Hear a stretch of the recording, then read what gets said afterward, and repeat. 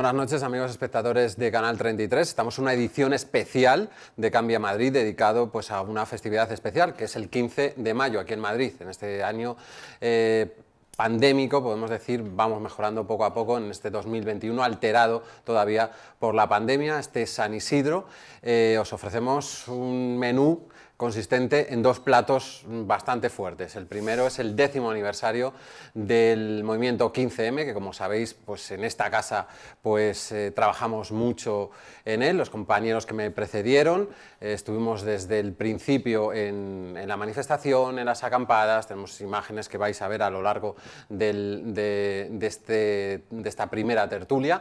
El 15M pues, significó bastante para la vida de esta ciudad llamada Madrid y también para medios de comunicación como este que pues expusimos y reivindicamos también lo que la calle en ese momento demandaba.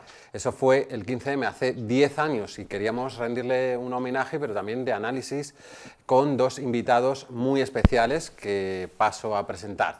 Tenemos con nosotros a Ernesto Castro, él es filósofo y autor del libro recientemente publicado Memorias y libelos del 15M. Muy buenas noches, Ernesto. Gracias por venir. Invitarme.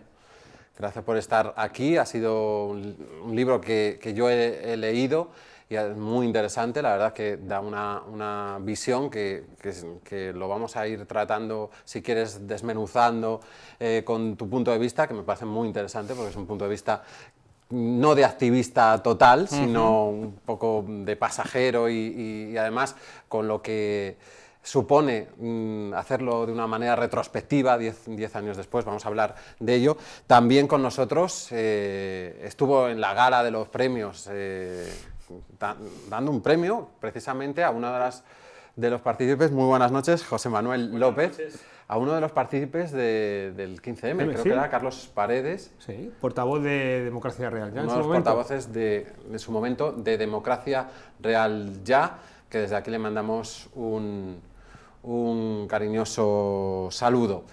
José Manuel López, os recordamos, fue portavoz de Podemos en la Asamblea de Madrid entre el año 2015 y 2019. Sí. Un poco... 17. Sí, 17 es verdad, estuviste en la Asamblea hasta el 19, pero como portavoz, una serie de cuestiones políticas que acabaron dentro de Podemos hasta el 17, pero a la Asamblea de Madrid hasta el 19. Él es ingeniero de profesión, activista político y ahora trabajando en cuestiones relacionadas con la energía, con las nuevas tecnologías y también autor de un libro que tiene un par de añitos que se llama Microcracia política para hacer un país desde la gente. Yo lo leí en su momento, cuéntanos un poquito. Sí, Microcracia, que está por aquí. Sí, además acabamos la editorial ha sacado la segunda edición aprovechando la pandemia, porque todo lo que hemos escrito antes de la pandemia hay que releerlo un poco. También es verdad, porque sí, efectivamente. No profundamente, pero sí hay algunas cosas que la pandemia muestra costuras y acelera procesos. Entonces yo creo que... Entonces Microcracia era un poco coger desde el 15M qué se había significado, o sea, entendiendo que el 15M no es el primer punto, sino que lo que estamos es... conecta cosas que estaban pasando ya. Tanto globales como en la estructura, como lo que le está pasando a la gente. Entonces, a partir de ahí se hace visible. Entonces, el 15M, ¿cómo se va a ir construyendo en procesos de política, ¿no? Entonces, de Microcracia lo que hago es, a partir del 15M, empezar a trabajar hasta transformar en qué es política pública, en el proceso de transformación y hacia dónde tenemos que estar en este momento, donde la crisis del 2008, que es la que, digamos, calienta que se produzca el 15M, no es una crisis coyuntural, sino es una crisis estructural del modelo y del proceso del mundo. O sea, que la emergencia climática altera todo y el proceso de digitalización altera todo. Entonces hay un proceso de transformación muy fuerte y todo se está mezclando a la vez y todavía estamos ahora, porque la pandemia no estaba en la... Así que has añadido algún capítulo. He añadido... ¿Algún prólogo, por ejemplo? He añadido un epílogo, hemos cambiado algunas partes del... No tanto un capítulo, como ha sido un poquito más trabajoso hacer una lectura transversal, entonces hay como 40 páginas más, pero metidas, ¿no? Porque hay cuestiones... por ejemplo, el tema de la transición ecológica, que era un proceso a 10 años, todo este proceso nos lo ha acelerado a 3. Además, ahora tenemos los planes de recuperación, porque el COVID hace eso, claro, y los planes de recuperación transforman, de manera que lo que vaya a pasar en los próximos 3 años genera las estructuras, como en la otra transición, de cómo va a ser el país. El país seguro que va a ser verde y digital. Lo que hay que ver es si va a ser más desigual o menos desigual. Que sea verde, no, o sea, que sea verde es una obviedad, si quieres, porque no puede ser de otra manera, porque si no el mundo va a desaparecer. Ahora, la clave es si es más desigual o menos desigual. Y estos 3 años, que es llegada de dinero, de generar estructuras, es lo que va a marcarlo. Entonces es un momento interesante y eso hay que reflejarlo. ¿Dónde se puede encontrar? En cualquier librería. Cualquier librería. Y también por internet, entiendo. Sí, es un libro de Microcracia. Puedes seguir utilizando el libro a lo largo de esta tertulia, debate, charla, porque no es un debate realmente. Es tu turno del libro, que comentaba algunas cuestiones del mismo, pero desde el propio autor. Sí, ¿Cómo defines? Porque son 2 partes, memorias y libelos. Sí, es un título descriptivo y es el intento de reeditar un panfleto que escribí antes y después del 15M, con 2 borradores muy distintos, un libro contra la posmodernidad, que inicialmente tenía pues, un sesgo muy filosófico, tratando de cuestiones de epistemología, de teoría de la ciencia, de teoría del lenguaje, y que tuve que reescribir después del 15M, igual que tú has reescrito el libro tuyo con motivo de la pandemia. Yo reescribí ese panfletillo y me salió un panfleto político, en el que las cuestiones era un ataque a la posmodernidad, pero no por razones de filosofía de la ciencia, sino por razones políticas. Entonces quería reeditar ese libro con un prólogo y un epílogo, un prólogo en el que contara cómo se gestó y cuál era el contexto en el que se escribió ese panfleto y cómo se presentó, cuál era el marco, digamos, literario, cultural de aquel año, y entendiendo el 15M como un proceso grande, abierto, un trienio, el trienio indignado, que va desde 2011 hasta 2014, y lo que pasa es que ese prólogo se fue hasta las 200 páginas, y ya escribir un epílogo de 200 páginas, también contando un poco una reflexión más amplia sobre la posmodernidad, me parecía excesivo.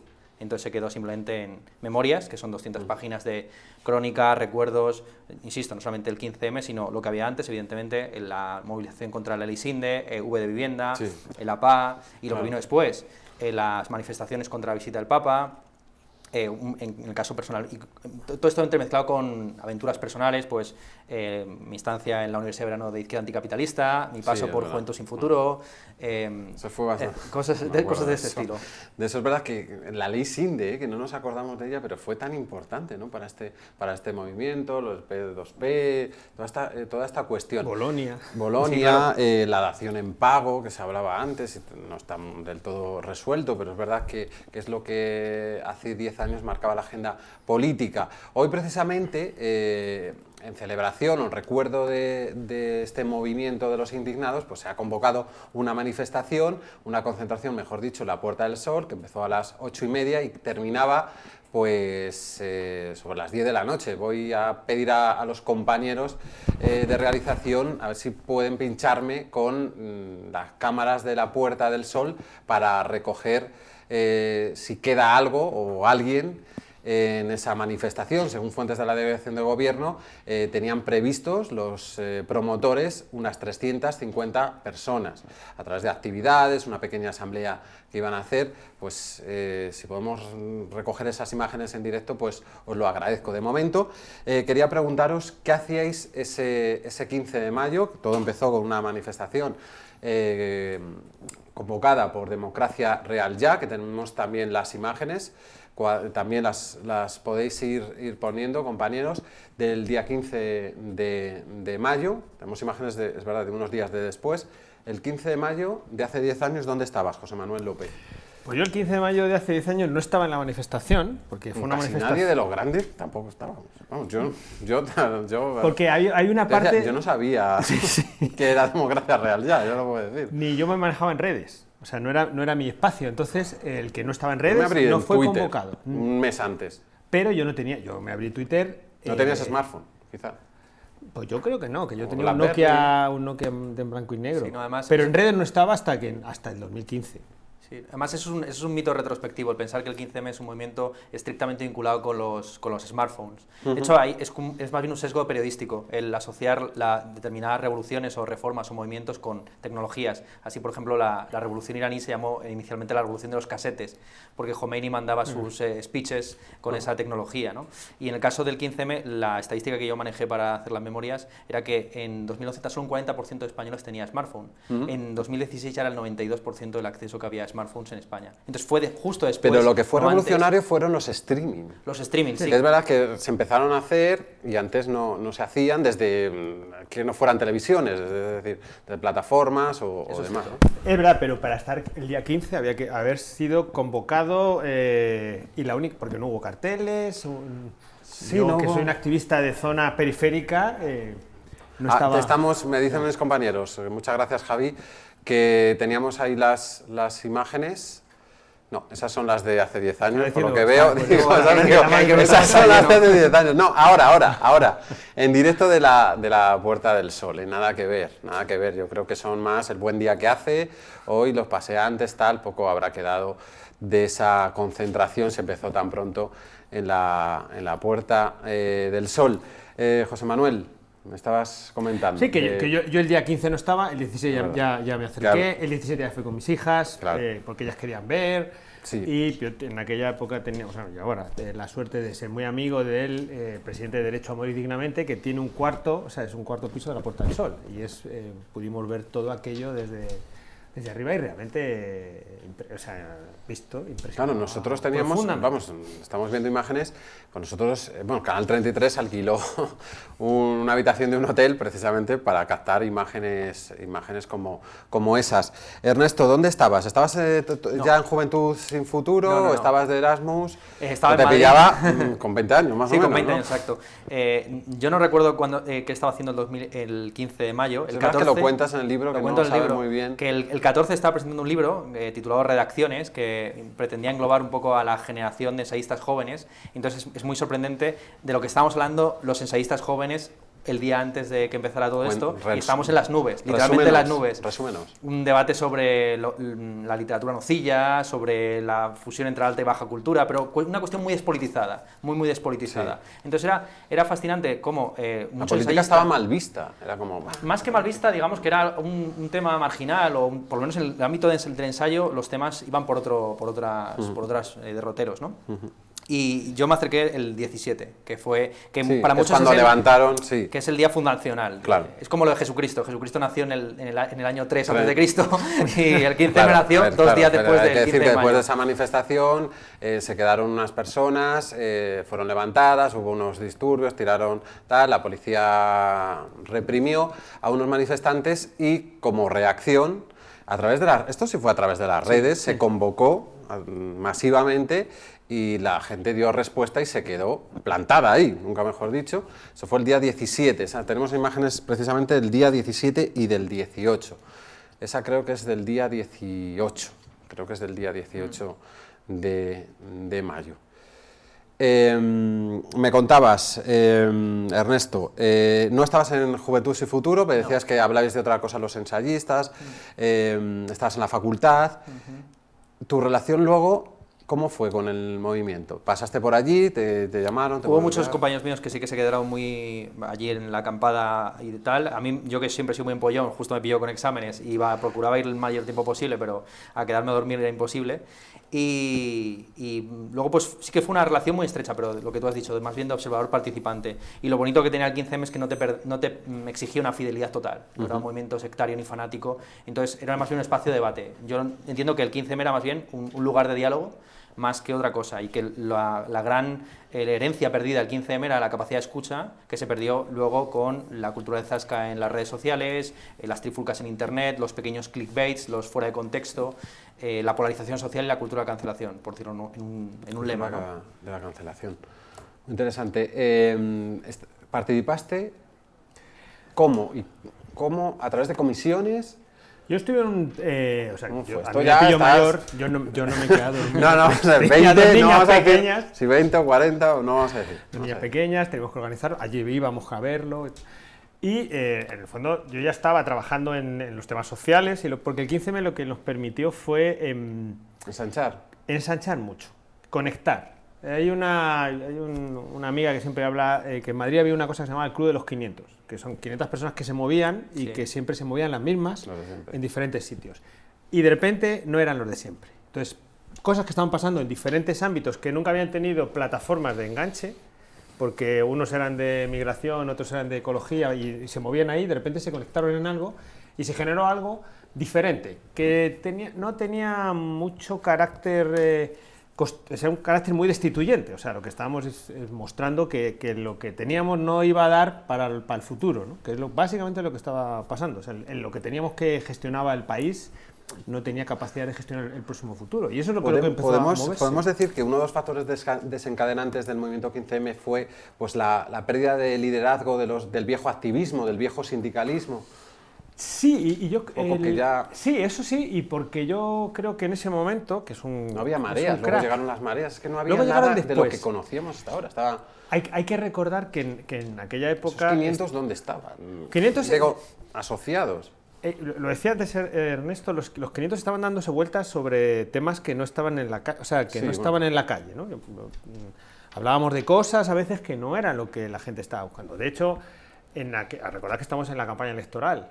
Entonces, yo me he traído para hoy los lemas de campaña. Estamos en campaña electoral. Los lemas de campaña eran... campaña de unas municipales y autonómicas. O sea, lo que estaba puesto en las banderolas de las farolas, el PP decía, centrados en ti, el UPyD decía el voto útil, tú lo cambias todo, eso era el PSOE, y con la gente izquierda. Es decir, pasábamos por debajo diciendo no nos representan, y por encima había una cosa que no tenía nada que ver con lo que estaba pasando y que podía haber sido el lema de campaña del 80, del 90 o del 2000. O sea que había una especie de desconexión de lo que estaba, de la realidad, que empezó a juntarse con lo que pasaba. Entonces, yo creo que eso empezó a cambiar. Y la otra cuestión que fue interesante, que era que nos daba la sensación que había más cosas por delante que por detrás. Por tanto, no había banderas de lo de atrás, ni una bandera republicana. Es decir, la percepción es que podemos hacer. Pero aquí tengo que hacerte un inciso y una pregunta que te dirijo a ambos.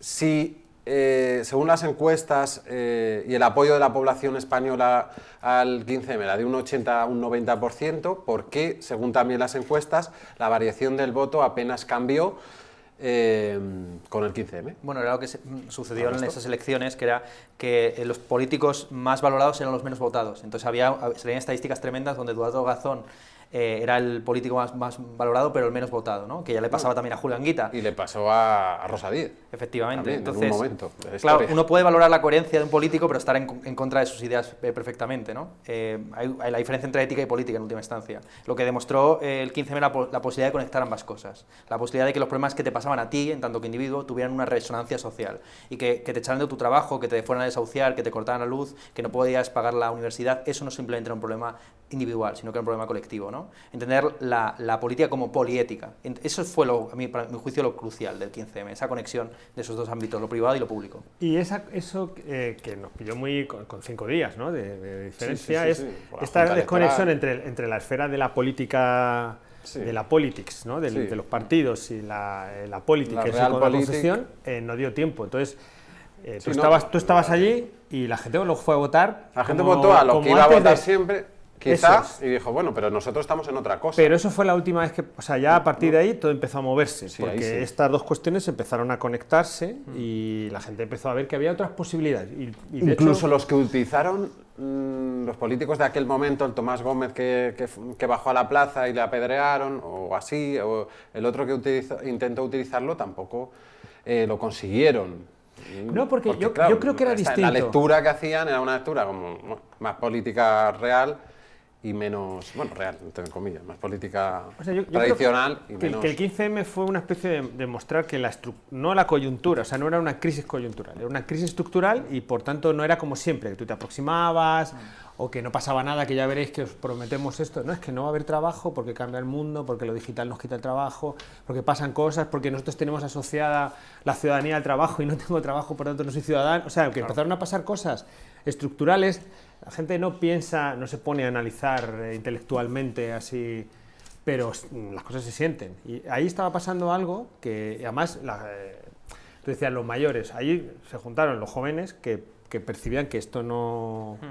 Que no eran los jóvenes que se les había roto el ascensor, que esos son otros. O sea, los que sabían que son del barrio y no subían, sino gente que estaba arriba, con 2 idiomas, o sea, que había acabado su carrera y que no tenía ninguna percepción de futuro, y un montón de gente mayor que llevaba 3 años cargando a sus... que les habían prometido que tú te dejaste la vida en la transición y no te preocupes, tendrás una buena jubilación. Ahora no tenía una buena jubilación, sino tenían que cargar con los problemas de sus hijos y sus hijas. Entonces, entre esas 2 cuestiones que tenían que ver con la percepción de lo que iba a pasar por delante, se produjo un cambio que luego empezaba a enganchar a toda la sociedad. Sí, no, el 15M fue muy aceptado por esa ideología meritocrática, justamente, la ideología de la generación mejor formada. De hecho, yo en el libro analizo la contraposición que existía entre programas como Callejeros Viajeros y Madrileños por el Mundo, ¿no? En Madrileños por el Mundo se quería vender un poco la idea de los exiliados económicos, la generación más preparada, etcétera, frente a los que se quedaban aquí, que eran todos como unos poligoneros, gente que se dedicaba al botellón, etcétera. Yo quise decir que los espacios de ocio son los mejores espacios de politización, y mi generación, que tenía como espacio de ocio el botellón, cuando se politizó, lo que hizo fue un botellón sin alcohol, que fue básicamente las acampadas. Las acampadas fue literalmente eso. La gente nunca había participado en una asamblea, pero sabía pasarse el turno de palabra porque previamente se había pasado un porro. Claro, en un botellón, la verdad es que es verdad que lo analizas bien en el libro. Si no hay botellones previos o espacios de reunión, pues es verdad que no te sientas en torno a un círculo, ¿no? La razón por la cual no se puede reproducir exactamente a día de hoy es por eso, porque con la pandemia ha habido una demonización, por otro lado natural, ¿no?, de estos espacios de reunión, y la gente, los espacios de ocio ahora son digitales. Entonces es normal que la gente se politice en TikTok, no en una plaza. Y que yo creo que en esto es una de las cosas que consiguió el 15M, que fue politizarnos. O sea, politizarnos no en el sentido de hacerte más partidos, sino de tomar conciencia de la política, de lo que... O sea, de repente aparece un programa como La Sexta Noche y 3 millones de personas se ponen a ver eso. En este país no era la política, los políticos, las políticas, esto no interesa. Tomaste conciencia de lo que te interesaba y te ponías a ver 3 millones de personas a ver discusiones sobre política. Sí, no, es que eso es verdad. Es una clave de que el inicio de los debates políticos, aunque aquí se hacían en esta casa, pero a nivel nacional, a cualquier hora del día empezaron ahí. Y ahí, eso está claro. Y no era un tema de izquierdas, sino de tomar... O sea, porque ahí se politizó todo el mundo. O sea, todo el mundo toma decisiones, habla de política, y eso se ha quedado. Lo que es imposible que se quede, que hay gente que dice, ¿por qué no estamos en la calle? Porque uno puede vivir de puntillas un rato. O sea, uno está un rato de puntillas. Luego ya no es viable. Entonces, aquello se movió y de hecho ha movido las cosas ahora, ¿no? Pero la gente, yo recuerdo en la campaña del 2015 una mujer que me decía, yo ya salí y les puse, hagan su trabajo. O sea, yo ya estuve de puntillas, la lié, y entre todas las cosas yo entendía que para que estén ustedes, ahora hagan su trabajo, ¿no? Entonces, la sociedad es distinta, y yo creo que hay cosas que sí se van encontrando. O sea, una sociedad, como ahora se diría, resiliente, que es capaz de cuidarse cuando la pandemia, eso es un valor que tiene que ver con unas lógicas que se han instalado ahí, ¿no? Que en otros países no se han instalado. Quiero conocer lo de Juventud y Futuro, porque es verdad que estaba dentro de Democracia Real ya, pero cogió bastante forma, como un satélite bastante diferenciado, y sobre todo porque luego dio lugar a figuras que conocerás muy bien porque se pasaron a Podemos muchísimas de Juventud, pero tú que estuviste allí. Sí, Juventud y Futuro es una organización independiente de Democracia Real Ya. Democracia Real Ya surge del ámbito de las redes sociales y tiene un perfil mucho más meritocrático. De hecho, casi todos los portavoces eran abogados en paro, arquitectos en paro, mientras que Juventud Sin Futuro era, por así decir, una especie de mega asociación postestudiantil. Casi era la reunión básicamente de las diversas organizaciones. ¿El sindicato de estudiantes? Una especie de sindicato de estudiantes a pero nivel complutense. O sea, intentando ir más allá. Claro, la idea era entender que la lucha no debe ser gremial, no debe ser en tanto que estudiante o en tanto que precario o en tanto que parado, sino entendiendo que la condición de ser joven es per se una condición sin futuro, ¿no? Ese era el lema, sin casa, sin curro, sin pensión, sin miedo. Sí. Esa era la famosa, la famosa camiseta amarilla. Y algunos de los que estaban en Juntos Sin Futuro militaban en Izquierda Anticapitalista, y de ahí la conexión con Podemos. ¿Cómo no te has venido con esa camiseta? Porque en el libro la tenía en casa, que en algunas presentaciones de libros y tal habías traído esa famosa camiseta que ya no creo que se encuentre en ningún sitio. Bueno, la pone en internet. La tengo marcada, tendría que romper el cristal. Esa camiseta la lució Rita Maestre, por ejemplo. Sí, claro, Rita Maestre de Juntos sin Futuro, claro. efectivamente. Oye, estaba Ramón Espinar, tú los conoces muy bien. Sí, Miguel Ardanuy, Padilla, un montón de gente, que yo hoy veía fotos de hace 10 años y veía que luego fueron diputados y diputadas, ¿no? Con Podemos. ¿Fue vuestra cantera en Podemos? Yo creo que no, o sea, Podemos hizo una mezcla muy variada, ¿no? Que apareció gente mayor, gente joven y de varios puntos. Y luego eso se ha ido, pues el tiempo ha ido pasando el viento y ha ido dejando lo que ha ido dejando. Pero ha cambiado, yo creo que esto ha cambiado el panorama del país y todavía lo está cambiando. Estábamos antes charlando, ¿no? De qué va a pasar, porque todavía esto no se ha sentado, ¿no? 10 años en un proceso social, en un momento de transformación del mundo, en muy poco tiempo. Entonces estamos ahora viendo todo circula tan rápido, o dicen eso, dicen, todo va muy rápido, man. O sea, todo va muy rápido y eso es verdad y de hecho parte de lo que nos pasó en política, claro, el bipartidismo se partió hace 6 años, 7 años, pero hace nada de tiempo y todo va tan rápido que no te da tiempo a pensar, pero nosotros además estamos en un momento de transformación, o sea, va a cambiar las bases económicas y materiales del mundo, o sea, los que antes nos parecía imposible, pues ahora es posible, y yo creo que es una de las cuestiones también del 15M, ¿no? Que conectó lo que Freire los inéditos viables, ¿no? Las aldeas galas, tú vivías en una aldea gala que tenías un huertito urbano, que era una cosa como... Y ahora los huertos, o sea, conecta gente y ahora eso es lo normal. Entonces hay un cambio también de gestión de entorno a eso. Hablemos, si queréis, de la propia acampada, la propia Puerta del Sol, que es verdad que también estuvieron en muchas ciudades, en muchas plazas españolas, pero centrándonos en Madrid. Sus características del movimiento de la acampada, su forma asamblearia, ¿no? Antipartidos, mediáticos, pero sin portavoces, con las redes sociales. ¿Cómo se configuraba el tema de las comisiones? Que a mí me parecía tan complejo para un periodista poder seguir una asamblea de una comisión que luego llegaba a no sé dónde y pasaba tal filtro y al final no sé, perdías el hilo, y tú lo cuentas bastante bien en el libro. Cuento una anécdota que es cuando la Comisión de Educación presentó una declaración a favor de la educación pública laica y de calidad. Entonces allí, ¿estáis a favor de esta declaración? Se levantó una chica y dijo, a mí lo de laica no me parece muy convincente porque creo que la educación en valores religiosos es importante. Bueno, venga, vamos a quitarlo de laica. ¿Estáis a favor de una declaración a favor de la educación pública y de calidad? Y levantó la mano otra, dijo, a mí es que esto de pública, creo que los padres deben tener derecho a hacer el homeschooling. Venga, ¿estáis a favor de la educación de calidad? Claro, entonces al final el 15M, como las propuestas tenían que pasar por todos esos filtros de las subcomisiones, las comisiones, las asambleas, terminaba siendo unas declaraciones tipo Miss Universo, de estoy en contra de la guerra, a favor de la paz, en contra del hambre, claro. Por si pudiera molestar a alguien, ¿no? Claro, porque siempre había... Porque todo era como unánime, todo se hacía ¿no? por... O casi unánime. Cualquier objeción que se planteara tenía que incorporarse en el propio documento. Entonces, claro, para, por ejemplo, consensuar horas de manifestaciones y se llegaba incluso a consensuar lo que se iba a servir de comida, claro, entonces había de todo, ¿Estabas en alguna comisión? Yo estoy un poquito con los de economía para darles 4 nociones. No, para entenderlo, ¿no? Para entenderlo bien y para los contenidos. Y un poco, claro, el análisis, a mí me parece una parte interesante de la parte del este es que lo que habíamos conseguido era cambiar la forma de protestar. Nosotros siempre hemos protestado caminando y de repente nos paramos. Eso era, o sea, es un cambio, porque siempre nos hemos manifestado. Es verdad. Nuestras formas tradicionales desde la transición aquí es manifestarnos. Y cuantos más mejor, y ahora también está había que moverse, o sea, era moverse. Y esto no era moverse, era pararse, que eso era una idea. Claro. Entonces, una vez que nos paramos y empezaste a conectar gente que no se conocía, que venía de diferentes ámbitos, eso era complejillo, digamos, ¿no?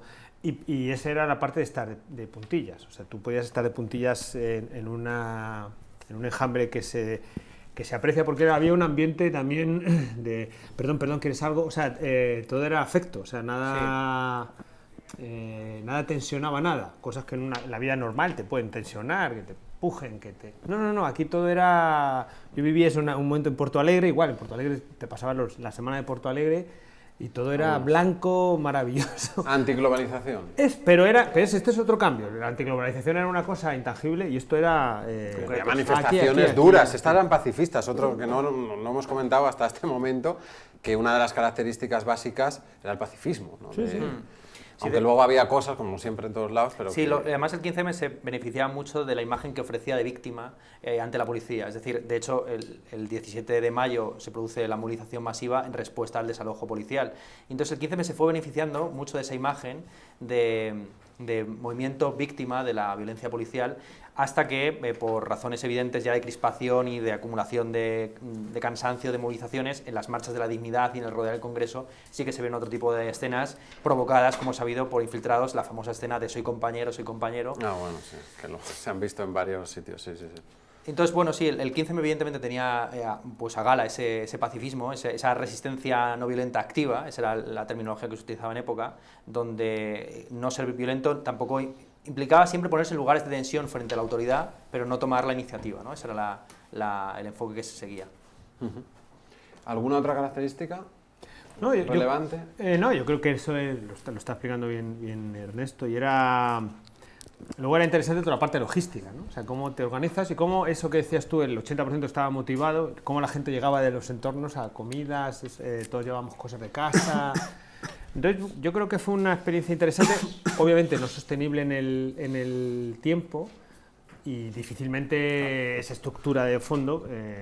Luego hubo una lucha, no sé si no me acuerdo esa parte en el libro, hubo una lucha entre los que se querían mover y los que no se querían mover, porque Democracia Real dijo, hasta aquí hemos llegado, levántense, pero no era tan fácil.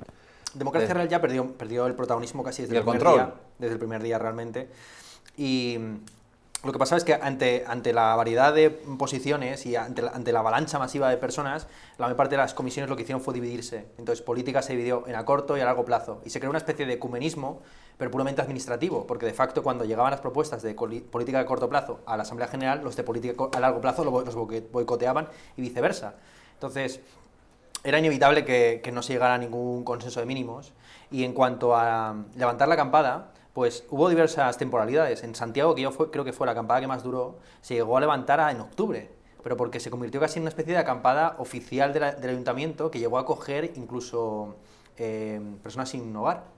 Y esa es una cuestión interesante, como el 15M en sus 2 últimas semanas, donde solamente se debatía acerca de levantar o no la acampada, se convirtió en un espacio lumpen. De hecho, algunos teorizan acerca del 15M como un proceso de desplazamiento fallido, donde la clase media salió a las calles a protestar porque no podía llevar a sus hijos a la universidad y se encontró con gente que no tenía casa, que no había encontrado un trabajo en su vida, alcohólicos, vagabundos, y ahí había 2 alternativas. Uno, un devenir lumpen, un empatizar y un conectarse con esas personas, o un tirar para adelante, la lucha del penúltimo contra el último. Y lo que hemos visto en esta última década ha sido una mezcla de las 2 cosas. O sea, ha habido un proyecto político, evidentemente, que quería solidarizarse con los que estaban en peor situación, pero también ha habido una cultura, un poco que yo asocio al trap, sobre el cual he escrito también un libro, que es la bolsa de la vida, básicamente, ¿no? Es la lucha del penúltimo por el último. Sálvese quien pueda. Sálvese quien pueda, efectivamente, sí. ¿Compartes? O sea, yo creo que también en el 15M había como...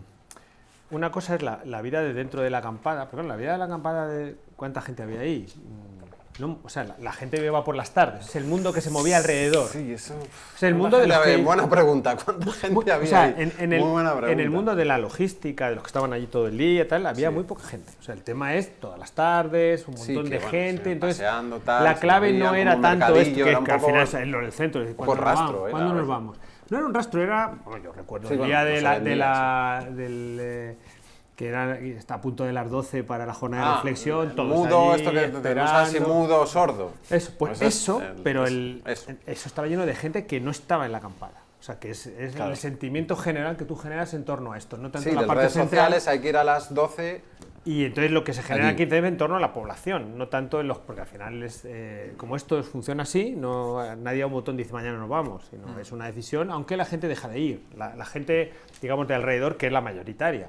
Y yo creo que eso es lo que cambió un poco la dinámica. Entonces yo creo siempre que no es tan relevante lo que pasó internamente como lo que generó. Y empiezan a demonizarlo, ¿no? Algunos partidos políticos dicen que si está lleno de perroflautas, de que aquello es insalubre, los comerciantes, yo me acuerdo que empezaron a quejarse. Fueron más los medios de comunicación que los medios políticos, también. porque los políticos descubrieron que cuanto más se oponían al 15M, más fuerza conseguía.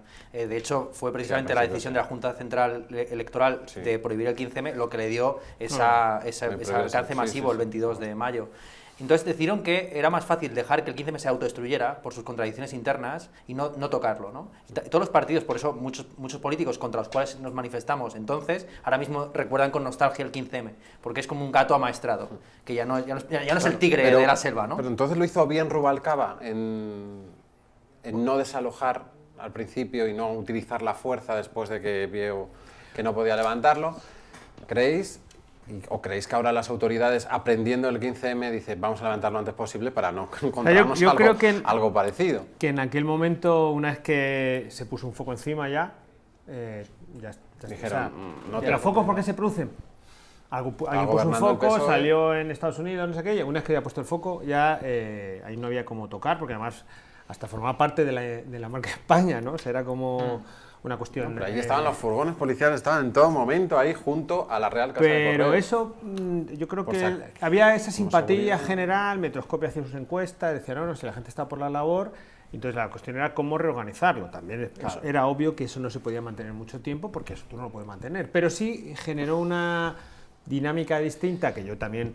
Lo de los comerciantes, pues eso es medio de comunicación. Yo cuando en Madrid Central y salían los comerciantes y yo, ¿pero quién es? No es un señor jubilado que tenía aquí una tienda. Bueno, ya no está aquí. Pero es que es del Partido Popular y entonces le utilizan para contar esto. Bueno, pues entonces, y sale en la tele y parece que los comerciantes no están, ¿no? Pero y un poco así pasaba, ¿no? Sí, lo crean un poco. Porque realmente, si uno pasa por allí, los comerciantes, yo iba con mis crías. Vamos a merendar, o sea, que los comerciantes vivían felices como claro, iba mucha gente en ese sentido. Cambia, al final cambia y se van a los barrios. ¿Esto benefició, perdió protagonismo? Yo vivo en un barrio y nosotros trabajamos allí, al principio fue un poco extraño porque la gente que había estado en la acampada llegaba a los barrios, ¿no? Yo recuerdo la primera asamblea en mi zona de Hortaleza. Una anécdota, la de educación ha sido buenísima. Era ¿por qué no montamos una radio? Claro, nosotros llevábamos con las radios comunitarias allí, Radio Enlace, 20 años. Y, hombre, si aquí ya tenemos una radio grande, la más grande de España. Ah, sí, tenemos una radio, sí, siempre tenemos una radio. Entonces, lo que conectó es, incluso a la gente dentro de los propios distritos, que estaban en diferentes ámbitos, empezaron a conectarse y eso cambió algunas cosas. Eso es, empiezas a unir aldeas galas y lo que te parecía que era menor, ahora es una suma de cosas que te hace mayor. O sea que, pues esto no es tan pequeño, esto no es tan pequeño. Y eso fue diluyendo, pero generando la base para que lo que tenemos hoy, que es un movimiento del país en términos políticos, y no solo de los partidos, sino que la gente se politizó en torno a esto y sigue politizada, o sea que estábamos comentando antes también sobre los resultados de las elecciones en Madrid, ¿no? Los resultados de Madrid serán pero lo que muestra es que la gente está politizada, o sea que la gente toma sus decisiones. Eso lo contamos, es verdad que antes hablabais de la nocilla, decíais, algo así que no me queda, y luego pues es verdad que empezaron a tomar conciencia política como país serio, moderno, europeo, que quizá no habíamos tenido por culpa o del bipartidismo, de los medios de comunicación.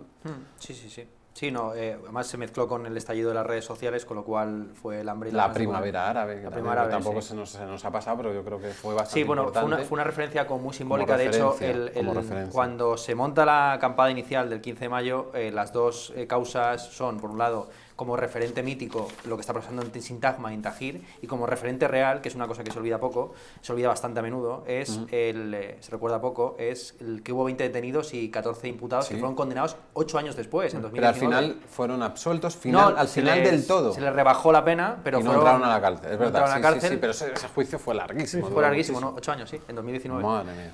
Y yo también creo que ahí una de las cosas que se aprendió, claro, ¿quién aprendió? Aprendió lo general, es que se podía marcar la agenda. O sea, claro, efectivamente. Ha hecho, yo que me entretuve en un momento de mirar los CIS, o sea, el CIS hasta el 15M era el paro y la ETA, y de repente pasan a ser los políticos. Entonces la gente descubre que puede marcar la agenda.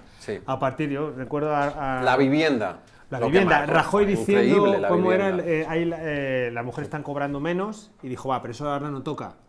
Y entonces se aprende que sales en 2 8Ms y eso toca. o que dicen, no, no, vamos a tocar las pensiones. Y la gente descubre que los jubilados se juntan, presionan y saben que pueden marcar la agenda. Eso hasta ese momento no pasaba, ¿eh? O sea, tú no marcabas agenda, o sea, no eras capaz de marcar agendas. Es de repente marcas agendas marcaba porque los medios de comunicación, pero el pueblo no la marcaba. No la marcaba. Entonces tú empiezas a ir un poquito por delante de los medios de comunicación, porque Sí, ahora lo que te dijeran. Y eso es una toma de conciencia que tú dices, ¿quién la tomas? ¿no? Y vas definiendo cuestiones que hasta ahora estamos el mileurismo. Lo de la Podemos vivienda, decir lo de la muchas vivienda cosas. está en La la vivienda agenda. es una cosa importantísima, Y vamos, está que en la caló agenda. y que sigue calando en eso. Pero el tema del feminismo es muy importante porque la única pancarta que se retiró del 15M, el 18 de mayo, fue una pancarta que rezaba «La revolución sea feminista o no será». Eso generó mucho escándalo y la asamblea el día siguiente se pronunció en contra de esa retirada, pero fue una autocorrección del movimiento. Es decir, cuando el 18 de mayo se retira esa pancarta entre vítores y aplausos, se considera que el feminismo es excluyente, que es sectario, que no es lo suficientemente transversal, pero es que cuando se funda Podemos, los discursos de las comisiones de igualdad hablaban de sustituir el concepto de feminismo por el de igualdad, que era más transversal, que era un referente, un significante flotante mucho más potente. Estamos feminizando la política. Claro, no. Se ve en este tipo de debate. Se había adelantado a su tiempo, pero es verdad que tú lo comentas también en el libro, pues la divergencia entre los trasmaricabollo y las feministas. Sí. En un debate que ahora sigue existiendo, ¿no? Entre la parte de feminismo radical y la parte de feminismo más trans, ¿no? Que vemos entre el PSOE, dentro de Podemos, entre el PSOE. Sí, pero aparte de eso, yo creo que también, ¿eh? El LGTBI. Que aparte de la parte ideológica del feminismo, o sea, lo que se está produciendo es la lógica feminizante de los cuidados, lo que significa la política, que va con los tiempos, ¿eh? O sea, con los tiempos. Yo un día lo hablamos en la asamblea en sus momentos. La política machirula de hacer grandes edificios, no cuidarlos y volver a tirarlos, porque eso es mover camiones y mover cosas. En Madrid es todo el rato así. Todo el rato. Todas las calles, ahora mismo. Que no tiene que ver con ser hombre o mujer el que lo hace, sino con la lógica de cómo piensa en la política pública, ¿no? Y ahora estamos en una lógica de cuidado, de arreglar, de transición, o sea, que tiene que ver con la transición ecológica, que engancha mucho mejor, porque es cuidar las cosas, o sea, no gastar recursos. Entonces hay una parte que no es solo la idea ideológica del feminismo, ¿no? Sino el papel del feminismo como motor de lo que se está moviendo. Y ahora mismo el feminismo es motor de lo que se está planteando con mucha claridad. Uh-huh. ¿Creéis que la marcha por la dignidad, las mareas, el 25S son continuación del movimiento 15M o es otra cosa? No, para mí forman parte de ese trienio indignado. Del trienio. Sí, aunque esos se van un poco ya más del trienio. No, realmente las marchas... Ya llegan... Hasta 2014. Hasta 2015, o sea, podemos decir. La última marcha que yo sitúo dentro de ese trienio sería la que se convocó desde Podemos en ¿Rodea? No el Rodea, en enero de 2015. En enero, que fue la aclamación a Pablo Iglesias. Eso es. Con el escenario centrado en la Plaza del Sol, un día de mucho frío, creo que fue el 31 de enero. La marcha por el cambio se llamó. ¿Y cuál fue? O sea, y era un poco se asustó mucha gente. Lo que se vio, claro, porque un partido que convoca una manifestación. Fue en el momento cuando le dijeron, no queréis cambiar esto por montar un partido, pues eso. Lo dijo Esperanza Aguirre. Y eso fue ese día. O sea, digamos, la conexión fue ese día. Claro. Ya empezaron a situar el centro en el Congreso de los Diputados. O sea, hasta entonces el centro era Sol y la idea, que de hecho había hasta el 20N, era que lo que sucedía en las elecciones daba igual, porque de alguna forma estaba el poder constituido y esto era un poder destituyente o constituyente. Había unos debates entonces casi escolásticos acerca de ese asunto. Constituyente, eso había mucho antes. Pero a partir de deuda legítima. Del 19J y una serie de movilizaciones parecidas, el lugar de reunión era el Congreso de los Diputados. 19J. Y entonces ha habido autores como Amador Fernández Sabater que sostienen que eso no era un intento de entrar a esas instituciones, sino más bien de impugnarlas. Pero sea como fuere, el lugar de concentración era el lugar institucional. Y ya se veía pues, la dinámica, la subsiguiente fase, la fase de entrar en las instituciones con sus luces y sus sombras, claro. Estudiaste con Sabater, porque es verdad que en el libro, y por hacer un pequeño paréntesis, también estudiaste con Gabilondo. Estudié con Gabilondo, de hecho Gabilondo me dio clase, bueno, yo estuve en primer año que yo fui a la universidad, fui de oyente a a una asignatura que tenía el de pensamiento francés contemporáneo, donde iba a hacer poemas de 1 hora en clase, empezaba a hablar con la T y decía el texto que trama la trabazón y seguía de manera un poco sofística haciendo sus típicos speeches, que lo sigue haciendo en la política. Yo no sé ni cómo la gente le vota con eso. Y hubo la pausa de Semana Santa y cuando volvimos pues le habían nombrado ministro de Cultura. Estamos hablando de 2008. Ajá. Entonces, sí. Y ahí le perdiste, claro, la pista. Y ahí ya era rector en aquella época. Porque te quería preguntar esa anécdota, me parecía importante visto los resultados que ha obtenido. Te remito a la misma pregunta. ¿Crees que fue continuación de esos movimientos? Sí. A lo mejor eran más agresivos, quizás, ¿verdad? Que no eran tan pacifistas en el sentido de que había más agresividad contra los políticos. También vimos el suceso de Barcelona, del bloqueo del Parlamento.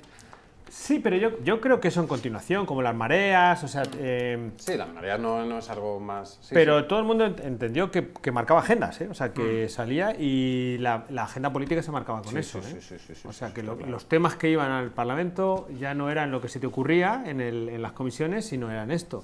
Entonces, yo creo que eso fue parte de la parte interesante que hemos sacado, ¿no? O sea, hemos aproximado... Nunca estás totalmente en la esfera política con la esfera ciudadana, pero se ha aproximado mucho y la esfera ciudadana está influyendo muchísimo más en la esfera política desde que el 15M hizo lo que hizo, ¿no? Generó Ese trabajo, sí, bueno, redes sociales también. Y porque, claro, hay 1000 formas ahora de incidir, De ¿no? canalizar. De canalizar Change, yo qué sé, no sé. antes los medios de comunicación eran los productores, pero ahora cualquiera es productor y los medios cogen de los productores que tuiteas. O sea, que hay un montón de posibilidades ahora y yo creo que la gente entendió que podía marcar agenda y eso es de las cosas más relevantes que hay, ¿eh? O sea, Políticamente hablando, el único beneficiario fue Podemos. He entendido o he escuchado que Ciudadanos también surge de ese movimiento. Yo discrepo, pero no sé qué pensáis vosotros.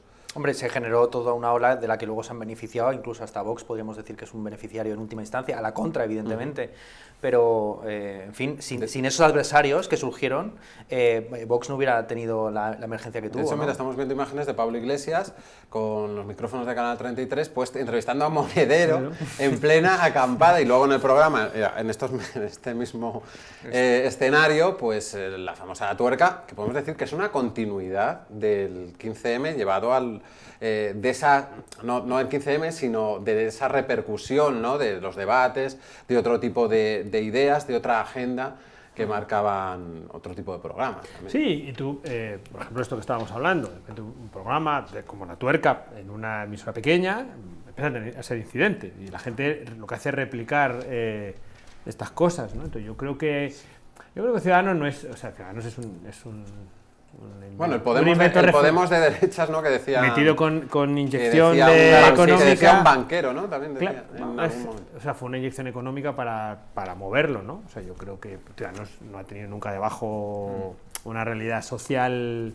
Sí, realidad social no es que no haya votantes que les interese, sino una estructura, una marca, o sea, todo movimiento político debajo de una estructura, gente que tiene interés, que se mueve en torno a algo, eso Ciudadanos no ha pasado. Pero sí que yo estoy de acuerdo con Ernesto que esto cambió la dinámica de los partidos y todavía lo va a cambiar más, ¿eh? Porque no es que se rompiera el bipartidismo, sino que estamos ahora en una fase nueva donde lo territorial es importante, la tensión... que era izquierda-derecha, ¿no? Que luego fue arriba y abajo, y ahora va a ser lo vacío y lo lleno. Ahora mismo la tensión territorial ¿Cómo es eso, entre lo lleno? Porque me has quedado muerto. Pues la España vaciada y la España llena se están tensionando y esta campaña de... La madrileñofobia derivada de los medios de comunicación. Pero no es de las solo elecciones. madrileñofobia, sino es esto. Estoy vacío, claro. Y nadie me hace caso y eso genera una tensión y tengo que todo el rato hablando de Madrid. Y voy a organizarme mi propio espacio desde abajo, que es más interesante en Teruel, porque eso me permite tener agenda, marcar mi agenda. Entonces estamos en ese proceso. Al Parlamento y no será el único. Entonces, antes teníamos partidos nacionales y vamos a tener partidos regionales. Entonces eso es una nueva vector que todavía no sabemos cómo va a funcionar, pero es un nuevo vector. Sí, es la redención de las provincias, que decía Ortega y Gasset. El modelo de las comunidades autónomas pretendía ser esa redención de las provincias que no tuvo lugar. Lo que se crearon fueron mini Madriles, Valladolid, Toledo. Cada capital de comunidad autónoma ejercía la función de capital pues con su Museo Nacional, con su Museo de Arte Contemporáneo, etcétera, ¿no? Y evidentemente la España vaciada o vacía era el gran punto ciego del 15M, que fue un movimiento metropolitano, ¿no? Que tomó las plazas pero no los campos ni los bosques, ¿no? Entonces, es curioso como lo que decimos, ¿no? Todo el debate literario, ensayístico de la década de los 2000 tenía que ver con el uso de las nuevas tecnologías, la mezcla entre la alta y la baja cultura, esto que estábamos hablando de la generación nocilla, y toda la literatura de la década de los 2010 ha sido una década marcada por el neoruralismo. Desde La España vacía de Sergio Molino hasta Panza de burro de Andrea Abreu ha habido María Sánchez, Tierra de mujeres, ha habido un montonazo de publicaciones, tanto en ensayo como en narrativa como en poesía, que han apuntado hacia el asunto de justamente esto, de la polarización entre lo vaciado y lo lleno. Y ahora sí, hace 3 días el Banco de España publicó su informe sobre esto y claro, nosotros tenemos el 40% de los pueblos vaciándose en Alemania el 1% y todas las nuevas manifestaciones que hay transversales también, son... El COVID ha cambiado un poco, brevemente, según datos estadísticos que tenemos. Ha movido un poquito, pero ahora el tema es ese poquito que ha movido, cómo se generan estructuras. O sea, porque el problema es en este proceso de transición que tenemos ahora, de transformación, con lo verde, con lo digital, eso qué tipo de infraestructuras va a dejar en las zonas rurales. O sea, cómo piensas el país, que en el fondo es lo que está pasando. Pero las manifestaciones que hay ahora así transversales, sin banderas, son España vacía. O sea, nos estáis abandonando... Reflexiones del 15M. En tu libro, Microcracia, te pregunta, ¿se puede transformar de verdad desde las instituciones? Yo creo que sí. O sea, hay que conectar lo de las instituciones con lo de... Porque las instituciones siempre van a estar. O sea, que... Porque ya ha llegado Podemos, ¿vale? Que después de 80 años, tal... Pero yo creo que no ha llegado Podemos y ya está, sino es qué planteamiento tienes. Porque hay una parte también, esto que de esta discusión escolástica constituyente-destituyente. O sea, tú llegas a las instituciones por la vía destituyente, o sea, por un impulso destituyente. La clave ahora es cómo generas un proceso constituyente, o sea, qué tipo de movimientos vas a hacer en un proceso de transformación que no es una revolución, porque los tiempos no son de revolución y el 15M no es una revolución, sino es un proceso de evolución de lo que estamos haciendo. Entonces, que se puede, yo creo que se puede, y además se debe, y yo creo que ese es el momento en el que estamos, ¿no? Que es aproximar las instituciones al... Pues muchos han utilizado el término de revolución, revolución moderna, claro, no, revolución francesa no es, lógicamente. No, yo creo que no es una revolución, sino es un momento de... Vienes de una crisis económica que es estructural, que es que el modelo que teníamos no da más de sí, que no da más de sí, porque el mundo ha cambiado, la emergencia no da más de sí, y lo que tienes es una esfera política de liderazgo que percibes claramente que no tiene las herramientas para llevarte al futuro, que no las tiene, o sea, que no sabe ni cómo gestionar el presente. Entonces, a partir de ahí hay un movimiento de esto no puede ser, pero no es una... Yo creo que no es un... Las revoluciones tienen otras características y... Sí. ¿Reflexiones, Ernesto? Bueno, yo creo que es un mito fundacional el 15M, evidentemente, al que pues personas con ideologías muy diversas pues se pueden referir con nostalgia, con simpatía, y algunos incluso querrán enterrar a este fantasma que va a seguir ahí, de alguna forma, ¿no? Porque fue un modelo de inclusividad, un modelo de participación, y frente a las sombras de otros fenómenos posteriores que bebieron quizás del 15M, pues el 15M tenía errores, pero errores, por así decir, por exceso de virtuosismo, ¿no? Es decir, esto de hacer asambleas de 10 días prácticamente para debatir la propia autoabolición del movimiento, pues forman parte de estos errores por exceso de virtuosismo, ¿no? Y por lo demás yo creo que pues es un movimiento es nuestro mayo 68. Yo la comparación que hago es justamente ese. Es un movimiento que tiene que surge de un contexto que transforma tan súbitamente que las herramientas con las que lo comprendemos son las creadas por el propio movimiento. Es decir, por eso mitos como el de la telefonía móvil, ¿no? Es decir, de repente es bonito recordar que Mayo 78 no era feminista, ecologista y pacifista, pero de Mayo 78 sí que surgen los nuevos movimientos sociales. Y el 15M no era tech, no era high tech. Eran 4 los que sabían hacer streaming y no tenían Twitter, pero a partir del 15M surgen unos modelos de organización, de movilización, de canalización de demandas, de planteamiento de agenda política que luego se han quedado y que son las hegemónicas a día de hoy. Se han quedado también muchos lemas en la cabeza de los españoles. Sí. Muchísimo. Aunque estos lemas, a medida que vaya pasando el tiempo, yo lo veo en casa, pues lo que para ti es un lema, para los más jóvenes no estaban ahí. O sea, si no tenías 18 años en el 15M, no es tu tema. O sea, no es tu tema. La última pregunta, que es la del millón. ¿Es posible un nuevo 15M? Sí, pero no con esta estructura, por lo que hemos dicho, ¿no? Es decir, si es una politización espontánea y abrupta, un acontecimiento, que lo dirían ciertos filósofos franceses, será en un espacio en el que no nos lo esperamos. Pero será un espacio de esto de socialización, naturalmente demonizado, considerado frívolo. Entonces sí, las redes sociales han dado mucho juego, pero yo no sé si realmente se puede articular un movimiento de un calibre nacional como este sin materialidad. Entonces el gran desafío es, en un contexto de pandemia y de distanciamiento, aunque se acaba de levantar en Madrid y hay un jolgorio en las calles que estamos alucinando, si en un contexto post-pandemia es posible este tipo de fenómenos. Y yo creo que efectivamente el modelo de los chalecos amarillos en Francia, que es una lucha al fin y al cabo de la España vaciada, de la Francia vaciada contra París, puede replicarse perfectamente en España. Entonces yo creo que por ahí podría producirse algo.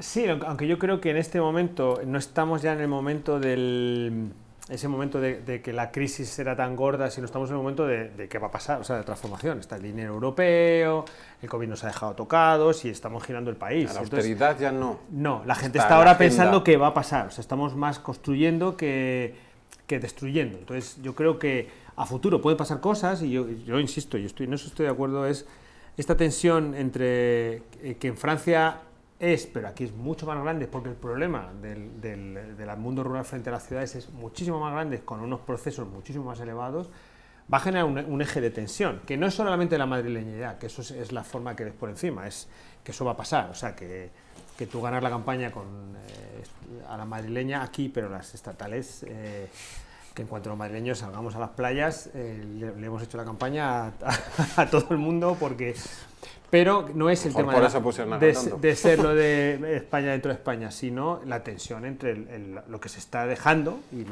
las ciudades. Y eso es un cambio, pero yo creo que las condiciones ahora mismo no están para que se produzca un 15M, sino la gente está organizando en qué va a pasar, qué vamos a hacer, de qué vamos a vivir al futuro, cómo hacemos con el dinero, la energía, cómo va a fluir, ese tipo de cosas. Pues me quedo con ese apunte, vacío lleno, que puede ser el nuevo paradigma de este país. Muchísimas gracias, José Manuel López, ingeniero, portavoz de Podemos en la Asamblea de Madrid. Gracias por estar aquí, autor de Microcracia, política para hacer un país desde la gente, nueva edición, que también se va a agotar, seguramente. Esperemos. Muchísimas gracias y un placer conocer a Ernesto Castro, filósofo y autor de Memorias y Libelos del 15M, entre otros libros contra la posmodernidad y del trap, habías dicho. Le podéis leer en muchas bibliotecas y librerías. Muchas gracias por venir. ¿Cómo va el libro, por cierto? Bien. ¿Va bien? Bueno, lo publicamos el 10 de marzo, sabiendo que los periodistas, pensando que los periodistas iban a preparar las cosas con un poco de tiempo, pero todas las entrevistas las he hecho esta semana y se han publicado hoy. Entonces decía a mi novia que ha abierto los periódicos y parecía que era mi funeral, porque ahí estaba mi cara en todas las secciones de cultura. Pero ya sabes que somos sota, caballo y rey, pero bueno, yo creo que ha sido un placer. Tocaba, Canal 33 tenía que hacer este especial, retrotraernos a esos momentos del 15 y muchos más días hasta agosto de 2011, que estuvo en pie esa acampada, ese movimiento de los indignados. Creo que era el momento y seguiremos recontándolo porque nos ha dado buenas lecciones y además vosotros estáis aquí, lo habéis recordado muy bien. No os vayáis porque después de los promocionales tenemos una entrevista muy interesante, cambiando radicalmente de tema, pero no de día. Hablamos con un historiador que conoce muy bien la figura de San Isidro, con José María Molledo, con José María Sánchez Molledo. En unos minutos ya está por aquí preparado. En Canal 33 hablamos de San Isidro. Muchas gracias.